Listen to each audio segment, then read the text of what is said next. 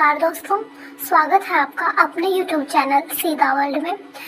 अगर आप चैनल पर पहली बार विजिट कर रहे हैं तो चैनल को सब्सक्राइब कर लें सो दैट आने वाली हर वीडियो का नोटिफिकेशन आपके पास टाइम पर पहुंचता रहे।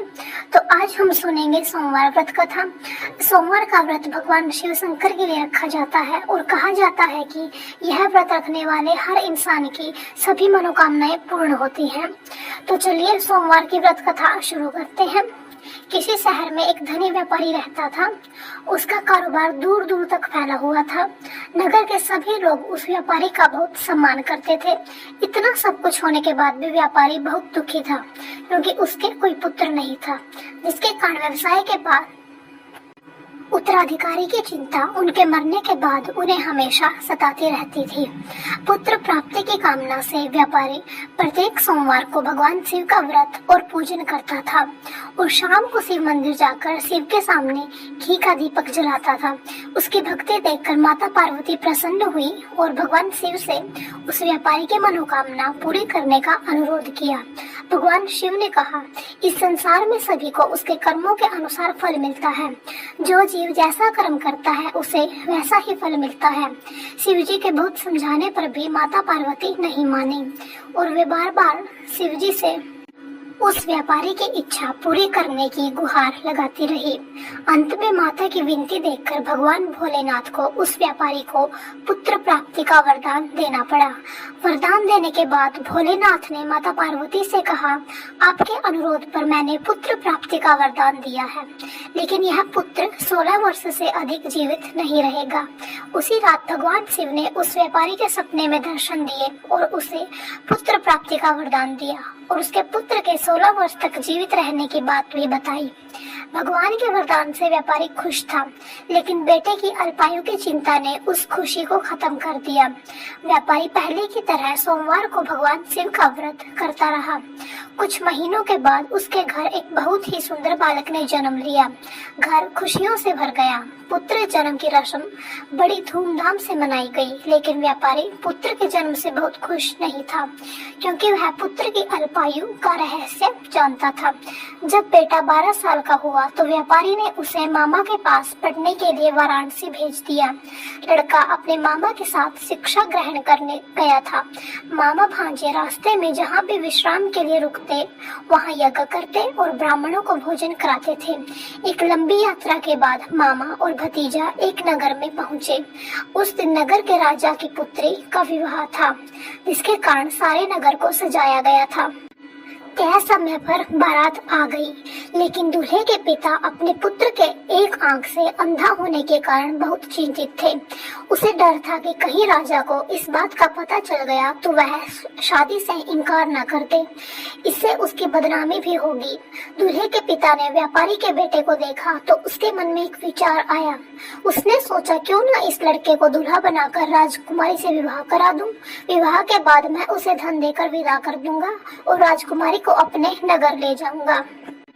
इस संबंध में दूल्हे के पिता ने लड़के के मामा से बात की। मामा ने पैसे के लालच में दूल्हे के पिता की बात मान ली। लड़के ने दूल्हे का वेश बनाकर राजकुमारी से विवाह कर लिया। राजा ने ढेर सारा धन देकर राजकुमारी को विदा किया।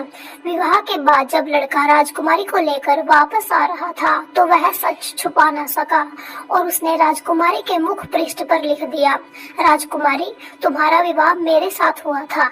मैं वाराणसी पढ़ने जा रहा हूँ और अब वह युवक जिसकी तुम्हें पत्नी बनना है वह कान्हा है। जब राजकुमारी ने अपने घूंघट पर यह सब लिखा पढ़ा तो उसने अंधे लड़के के साथ जाने से इनकार कर दिया। सब कुछ जानकर राजा ने राजकुमारी को महल में ही रखा।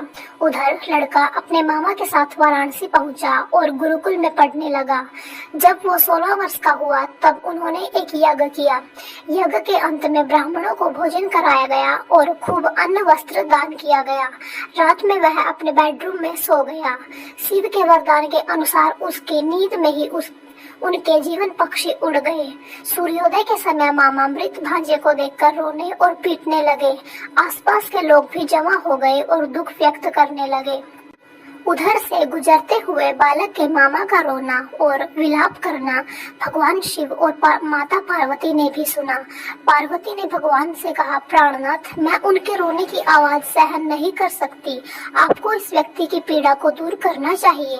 भगवान शिव जब अदृश्य रूप में पार्वती के समीप गए तो भोलेनाथ ने पार्वती से कहा, यह उसी व्यापारी का पुत्र है जिसे मैंने 16 वर्ष की आयु में वरदान दिया था। माता पार्वती ने फिर भगवान शिव से उस बालक को जीवन दान देने की विनती की।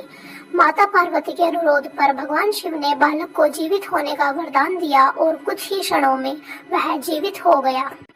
पढ़ाई पूरी करने के बाद लड़का अपने मामा के साथ अपने शहर की ओर चल पड़ा। चलते चलते दोनों उसी शहर पहुंचे जहां उन्होंने शादी की थी। उस नगर में भी यज्ञ का आयोजन किया। उधर से गुजरते हुए नगर के राजा ने यज्ञ होते देखा और लड़के और उसके मामा को तुरंत पहचान लिया। यज्ञ की समाप्ति पर राजा ने मामा और लड़के को महल में ले जाकर कुछ दिन महल में रखा और बहुत सा धन, वस्त्र आदि देकर उन्हें राजकुमारी के साथ विदा किया। इधर व्यापारी और उसकी पत्नी भूखे प्यासे बेटे का इंतजार कर रहे थे। उन्होंने मन्नत मानी थी कि अगर उन्हें अपने बेटे की मौत की खबर मिली तो दोनों अपने प्राण त्याग देंगे। लेकिन जैसे ही उन्होंने अपने बेटे के जिंदा लौटने की खबर सुनी तो उन्हें बहुत खुशी हुई। वह अपनी पत्नी और मित्रों के साथ नगर के द्वार पर पहुंचा। अपने बेटे की शादी की खबर सुनकर बहू राजकुमारी को देखकर उनकी खुशी का ठिकाना नहीं रहा। उसी रात भगवान शिव ने व्यापारी के सपने में दर्शन दिए और कहा, हे श्रेष्ठ, मैंने तुम्हारे सोमवार के व्रत और कथा सुनने से प्रसन्न होकर तुम्हारे पुत्र को लंबी आयु प्रदान की है। अपने बेटे की लंबी उम्र जानकर व्यापारी बहुत खुश हुआ। सोमवार का व्रत करने से व्यापारी के घर में सुख समृद्धि लौट आई। शास्त्रों में लिखा है कि जो स्त्री पुरुष सोमवार का व्रत करते हैं और व्रत कथा सुनते हैं, उनकी सभी मनोकामनाएं पूरी होती हैं। तो दोस्तों, अगर वीडियो अच्छी आई हो तो शेयर करें, चैनल को सब्सक्राइब करें और वीडियो पसंद आने पर लाइक करें। धन्यवाद।